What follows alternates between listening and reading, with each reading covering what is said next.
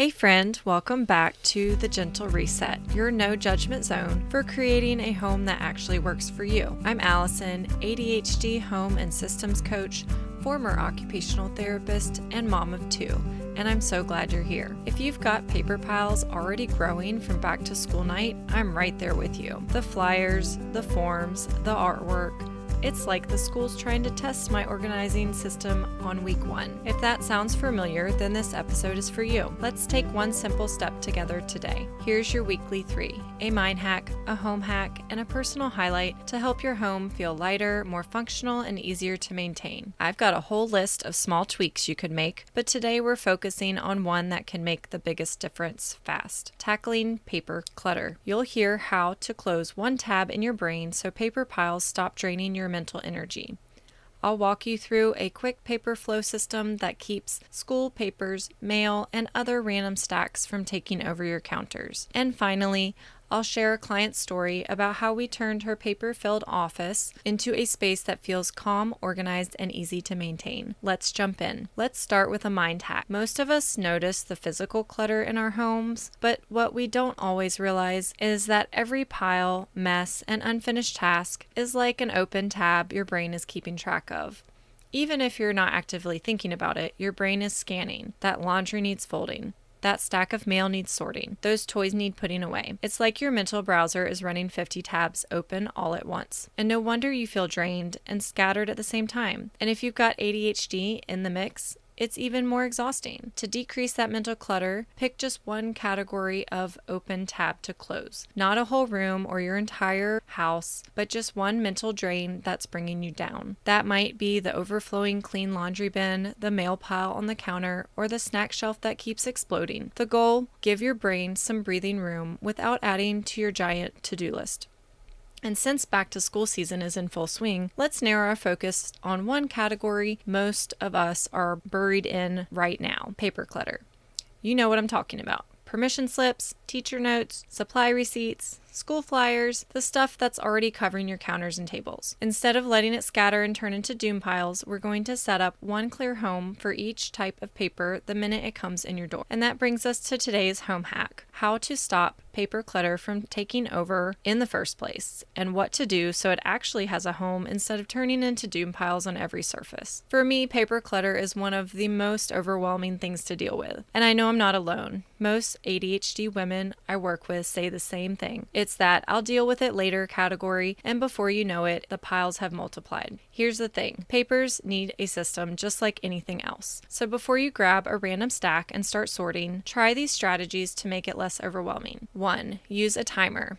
Even 5 to 10 minutes can make a huge dent. Plus, a timer can improve your focus and keep squirrel brain from taking over. The point is progress, not perfection. And 2, decide where papers will live. Without a home, the papers will just travel from one surface to another. You know what I'm talking about. And here are a few storage solution ideas that work for me and my clients. Temporary home bins. These are golden for those "I need to keep this, but I can't deal with it right now" papers. I have one for each of my kids' school stuff, and any folder papers go straight in, right out of their book bags. Each kid has their own color, and the bins usually sit on the kitchen table. Another option is hanging file organizers. Give each kid a slot for schoolwork, art, plus a slot for bills or incoming mail. It gets the papers off your counters and tables, but keeps them accessible. Those are both really great options for short-term paper organization. And here's the main thing: don't aim for zero paper. The papers will keep coming in. Aim for having it all in one place, sorted by category and easy to find when you need it. And if you want my full step-by-step for sorting, organizing, and storing papers, short-term and long-term, it's inside my updated paper clutter guide.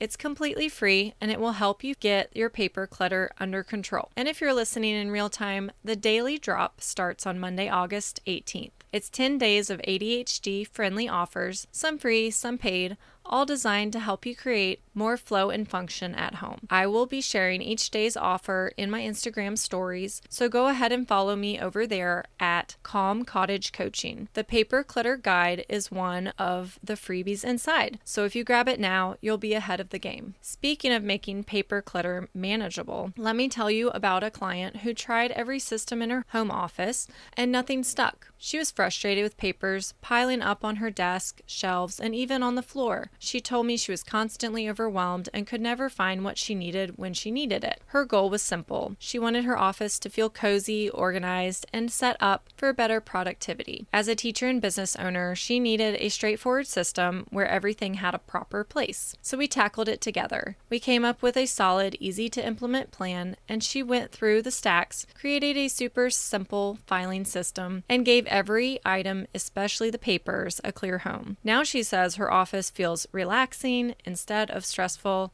and she can keep it that way because the system is so easy to maintain. She even noticed she's more productive and focused, and here's what she shared with me afterwards. I am indecisive when it comes to purchasing home items, so Allison's vision boards that were linked to Amazon were super helpful. I will definitely be recommending Allison to anyone and everyone. I love that everything has a home, and I feel so much more relaxed when I walk in. I love getting reviews like that from my clients, and I am so very proud of her. Here's what I want you to remember from today. Paper clutter is mental clutter. It's like having too many open tabs in your brain. Give your papers a clear home the minute they come in, and don't aim for zero paper. Aim for paper that's all in one place and easy to find again. And if I had to give you 3 steps to take today, it would be these. 1. Pick one spot for all incoming paper, whether it's a bin, a folder, or a file. 2. Take 5 minutes to gather the papers from your main clutter spot and put them there by category. And 3, download my free paper clutter guide to learn the full ADHD-friendly paper flow system. Your brain will thank you, and so will future you, when you can actually find that permission slip that you needed last week. The updated paper clutter guide is linked in the show notes, and if you want a system customized for your home and family, I'm here for you. Well, that's it for today, friend. If this episode spoke to you, please share it with a friend who might need it too. It's always comforting to know we're not the only ones dealing with the same challenges. And if you've got a quick minute, leaving a short review helps me reach more ADHD women who need this kind of support at home. Remember, one small shift at a time creates momentum. You're doing better than you think, and I'm so proud of you. See you next week on The Gentle Reset for another Weekly 3.